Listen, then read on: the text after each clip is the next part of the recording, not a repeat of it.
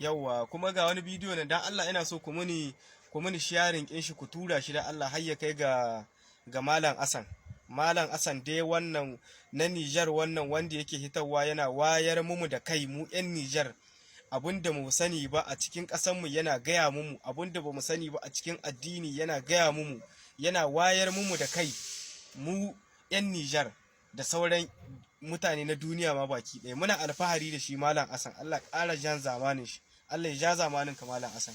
Dan Allah kuka na abinda nake so dan Allah wanga sakon ya kai a gare ka. Na yi bidiyoyi ina ga wannan bidiyon na hudu ne zani. Wannan bidiyon na hudu ne zani dan Allah ni sakon da nake da shi a yi magana dan Allah ga shugabanni ga 'yan kasuwa da shugabanninmu dan Allah a rage kuɗin siminti. Yanzu wani sai ya ji cewar na cika da magana kuɗin siminti shine kawai na gani kaɗai mahita a yanayin yadda muke a cikin Nijar a yanayin gininnukan mu a karkara da muke yi. Mu 'yan karkara a yanayin gininnukan mu da mafi yawa da muke yi muna so mu rika sa siminti ga gidajenmu ga haka ɗakunanmu inda iyalanmu suke. Wallahi ƙarhi ne ba mu da shi kuma ba ƙarhi bane ba mu da shi abun ne yayi tsada. Yanzu salkar siminti mu dai a karkara dai abin da muke sayan ta bin sani ba wani waje mu dai a wajen mu abin da muke sayan salkar siminti kamun zawwata gida daga inda zaka sayan ta har zawwata gida sai ta kai jika 6.5 jika 6.5 salka ɗaya ta siminti. Dan Allah da Annabi Malam Asan ayi magana ga 'yan kasuwa abin ne in yana raguwa kamar farashi na siminti da Allah in yana raguwa a san yadda za a yi da Allah a rage ya dawo daidai da ƙarfin talaka. Mu samu in muka yi gidajen mu samu dan siminti ma muna dan shafa musu saboda idan hadari ya taso mu yi kwana cikin kwanciyar hankali. Damuna in ta zo mu san dai babu da matsala ta wajen gini kawai matsalar mu dai mu yi nemi abin da za mu ci da mu da iyalanmu mu noma abin da za mu ci da mu da iyalanmu. Amma yanzu damuna in ta zo muna matsala ga ta gini kai kullun kai kana buga ma ɗakin ka ƙasa tana zubewa wani ɗakin ma ana cikin aiki za a zubewa a bar aikin a zo a kama gyaran gida. To har gashi yanzu an kawo ga wannan shekarar ta bana abin ya ma hi ƙarfin gyaran ma ba yiwuwa yanzu kawai sai dai a zira ma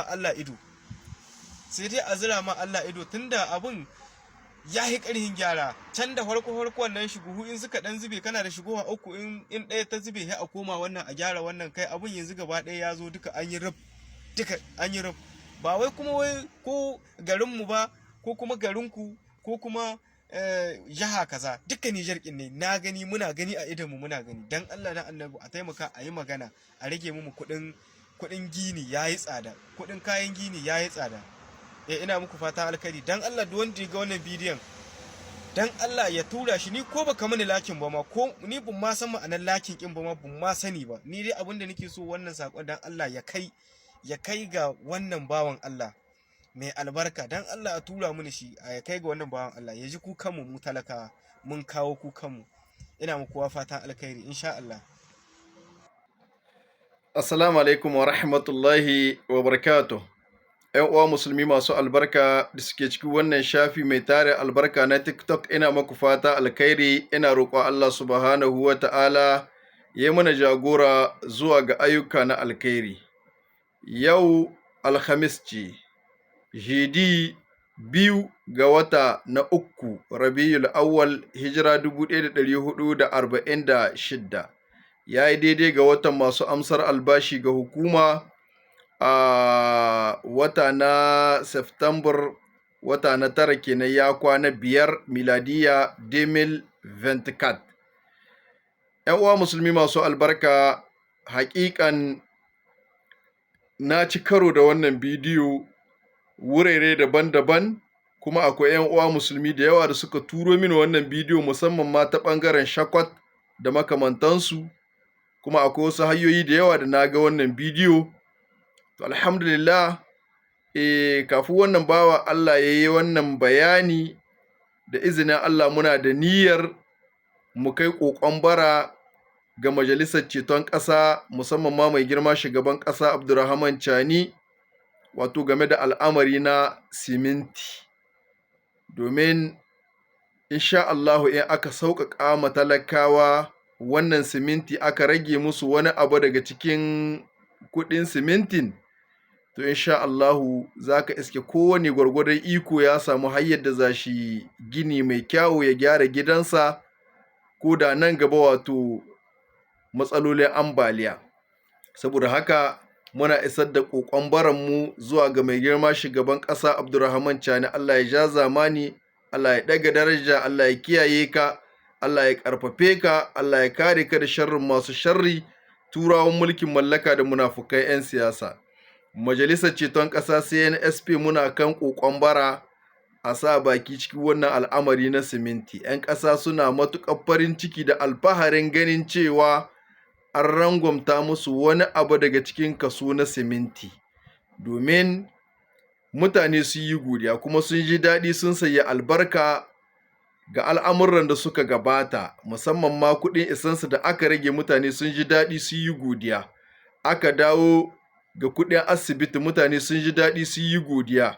Yanzu ga miliyar 12 can da aka fitar domin ambaliya ta ruwa, yanzu ma mun ji labarin an ce an ƙara su har sun kai miliyar 10 ko 15 insha Allahu.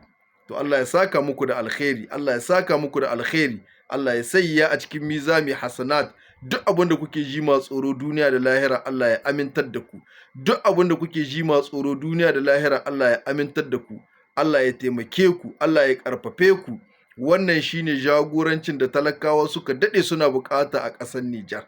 Saboda haka Allah ya ja zamani, muna bukata a dubi wannan bukata ta talakawa ta wannan siminti, a samu a tattauna a yi abin da ya kamata domin talakawa su samu sauƙi wajen gyara gininsu.